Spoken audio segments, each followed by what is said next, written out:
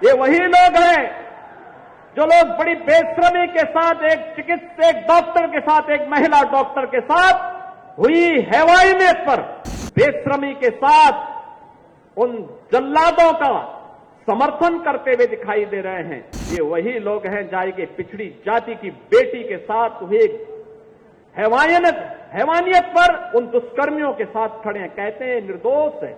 इन लोगों के लिए सद्भावना ट्रेन नहीं, बुलेट ट्रेन चलेगी, कायदे से बुलेट ट्रेन।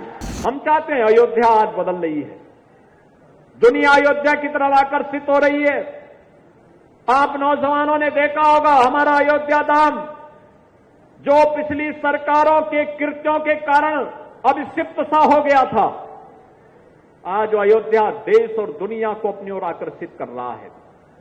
याद करिए अयोध्या कितनी संक्रिय गलियां थी, आज वहां की 4 लेन दुनिया को अपनी ओर आकर्षित कर रही है।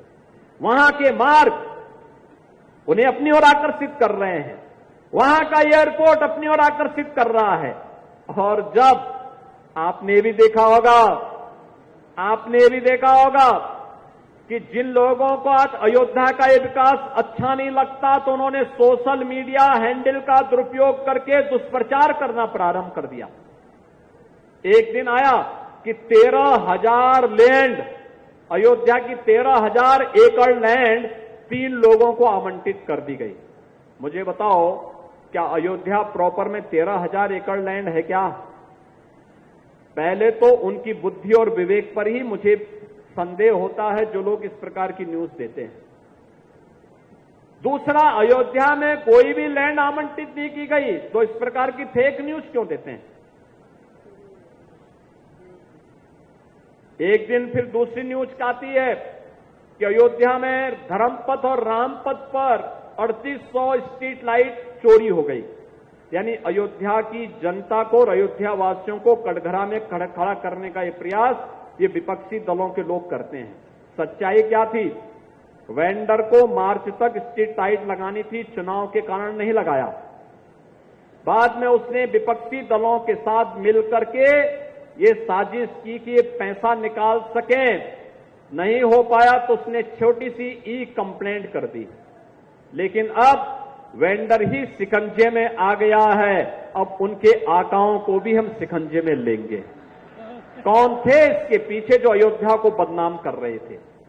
और ये अयोध्या को बदनाम करने वाले वही लोग हैं जिन लोगों ने अयोध्या में राम भक्तों पर गोलियां चलाई थी, जिन लोगों ने अयोध्या को लहूलुहान किया था। ये वही लोग हैं जो लोग बड़ी बेशर्मी के साथ एक डॉक्टर के साथ, एक महिला डॉक्टर के साथ हुई हैवानियत पर बेशर्मी के साथ उन जल्लादों का समर्थन करते हुए दिखाई दे रहे हैं। ये वही लोग हैं जाए के पिछड़ी जाति की बेटी के साथ हुए हैवानियत पर उन दुष्कर्मियों के साथ खड़े हैं, कहते हैं निर्दोष है। आपने लखनऊ की घटना भी देखी होगी। लखनऊ में एक बेटी अपने पिता के साथ और भाई के साथ बाइक से जा रही है, अचानक बारिश हो गई, पानी जमा हो गया। जबरदस्ती पानी फेंक करके फिर उस बेटी को गिरा दिया जाता है।